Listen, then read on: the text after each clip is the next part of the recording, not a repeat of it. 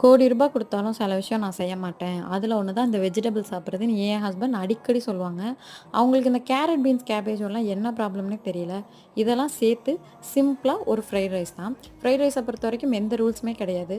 நம்ம யூஸ் பண்ற vegetables ஃபைனா cut பண்ணி யூஸ் பண்ணோம் அப்டின்னா, ஈஸியா வெந்துடும். ஒரு கடாயில எண்ணெய் சேர்த்து, இஞ்சி, பூண்டு, பச்சை மிளகாய் சேர்த்து நல்லா வதக்கிடுங்க. வதங்குனதுக்கப்புறம் பொடியா நறுக்கி வச்சிருக்க வெங்காயம் சேர்த்துக்கோங்க. கண்ணாடி பதம் வந்ததுக்கப்புறம் உப்பு, மஞ்சத்தூள், கரம் மசாலா சேர்த்து பச்சை வாசனை போகிற வரைக்கும் நல்லா வதக்கிக்கோங்க. பொடியா நறுக்கி வச்சிருக்க கேரட், பீன்ஸ், கேபேஜ், வேக வச்சு வச்சிருக்க பச்சை பட்டாணி எல்லாமே சேர்த்து ஒரு 15 நிமிஷம் வேக விட்டுருங்க. வெந்ததுக்கப்புறம் உங்ககிட்ட சோயா சாஸ் இருந்தால் சேர்த்துக்கலாம். இல்லைன்னா ஆப்ஷனல் தான். நல்லா வதங்கினதுக்கப்புறம் வேக வச்சு ஆற வச்சிருக்க சாதம் இருக்கு இல்லையா, அதுவும் கொஞ்சம் பெப்பரோட சேர்த்து நல்லா கிளறிடுங்க. சுட சுட சாதத்தோட கொஞ்சம் கேர்டு வச்சு சாப்பிட்டு பாருங்கள், சூப்பராக இருக்கும்.